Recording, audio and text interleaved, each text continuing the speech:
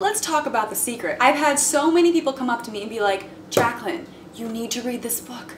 It's called The Secret. It's gonna open your mind. What you think about, you bring about. If you just want it bad enough, it's gonna happen. Okay, so normally I wouldn't criticize something like this too heavily because I don't see anything that's really that harmful within it. I mean, there can be certain aspects that are harmful, but overall, it's not like most religions that, you know, condone bigotry against women or against homosexuality, or they don't force some sort of ideology into the political system and try to weasel their way into power. It's not exactly like that, but it really annoys me nonetheless. I've had so many conversations with different people that are close to me lately about this, and I just can't get away from it. I don't know if you guys have experienced the same thing, but it seems like everywhere I go, this is what people are talking about. Anytime anybody ever wants to give you advice on something, they bring up this shit. But it is very true that the way you think creates reality for yourself. People saying stuff like this has always kind of bothered me because reality is reality regardless of how you perceive it. But I understand kind of what people mean when they say things like this with the law of attraction. I mean, there is something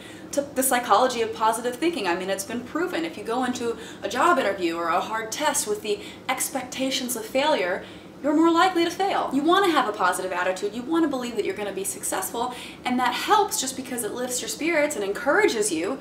Encouragement's always great, but there's not like any cosmic response from the universe that's actually helping you out. The law of attraction is really obedient. When you think of the things that you want and you focus on them with all of your intention, the law of attraction will give you what you want every time. Yeah, I know it's sad, but this is what people actually believe. Now, some people don't add the supernatural component. They're all about positive thinking, and that's great. But most people who think about the law of attraction think that there is something answering their wishes, like a giant genie in the sky or Santa Claus or something. I don't know, someone is giving them what they want, and they really think that by visualizing it, it will come to them. The first step is to ask. Make a command to the universe. The universe responds to your thoughts. Step 2 is believe.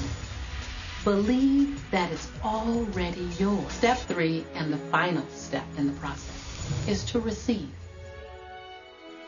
Begin to feel wonderful about it. Feel the way you will feel once it arrives. Feel it now.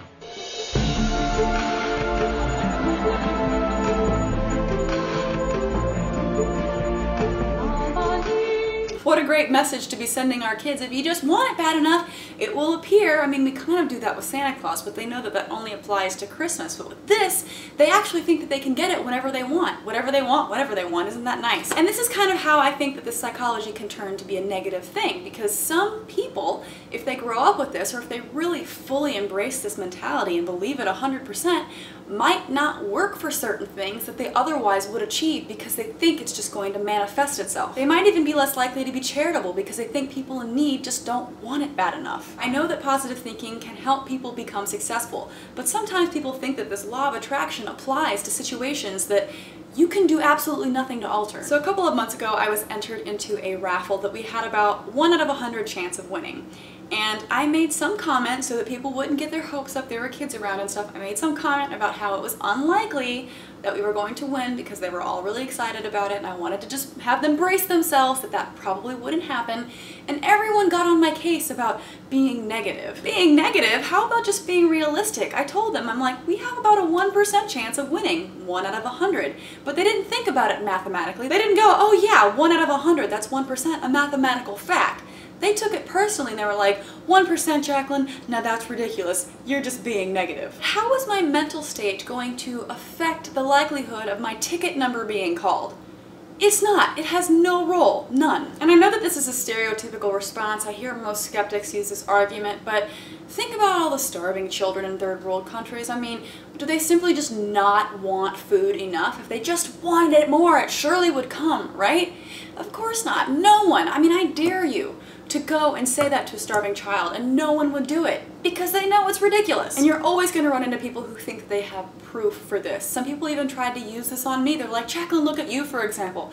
You moved out to LA on a whim. You really didn't have that much to go on, and it was a 6-month trial period. If you weren't successful, you were going to have to go back home, and look, you're still there. That's all the proof you should need, right? I mean, I bet that if I had to move back home, they would have all said, well, it happened for a reason, because there's always an answer. I mean, I have failed at plenty of things in my life that I really wanted to be successful.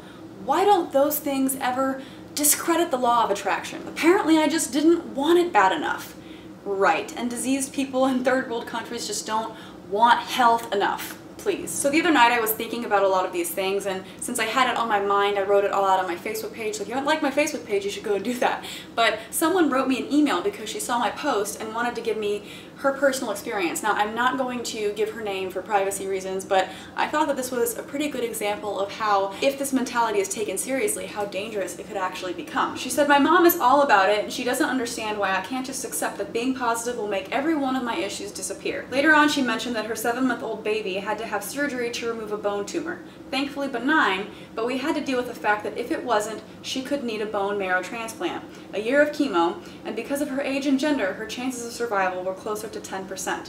What did my mom have to say about this? Well, we don't know when babies start to think about things. She was born with this, so she must have been thinking some pretty negative things while she was still in the womb. Yup, bone tumors in infants are caused by babies thinking negatively. Now, like I said, this is an extreme example, and the most extreme example I've ever even heard of. And it doesn't represent everybody who says things like this, of course, but the fact that it exists is worth mention, I think, at least. People are so desperate to feel like they are in complete control of every aspect of their lives. I mean, you can work hard for things, you can plan for things, and you can try your very best to be successful. I mean, if you're someone who is completely dedicated and you refuse to take no for an answer, and you give every part of yourself to a project or a cause, you're of course going to be more successful than someone who goes into it expecting to fail from the start. Hard work tends to pay off. Dedication tends to pay off. Wishful thinking and prayers and expecting the universe to give you things has absolutely nothing to do with this. If you are dedicated and you make the right decisions and you work hard, then that's what led you to success, not how badly you wanted it. I mean, that desire probably did push you to work harder, but you should thank yourself, not God, not the universe, not positive vibes, not whatever it is that you're giving thanks to. You did it. You. So there's nothing special, there's nothing supernatural to see here, people. Move along. So I don't know, I just had all of these things on my mind, and I really wanted to make a video about it to see what you guys thought, and since a lot of people commented on my Facebook post saying that they're having conversations that are similar, I thought it would be an appropriate topic. So let me know your experiences and what you think about all of this. I am willing it to the universe that you will like this video, and that you will share it, and that you will leave lots of comments. And I'm sending positive vibes to the cosmos, that you will like my Facebook page and follow me on Twitter and Instagram and all that good shit. And I'm gonna say a prayer that you go to my website, jaclynglenn.com, and buy a t-shirt, because that would really help support this channel, or you could be my Patreon. And I am going to, again, visualize and send positive vibes out to the universe that you will leave a comment and let me know.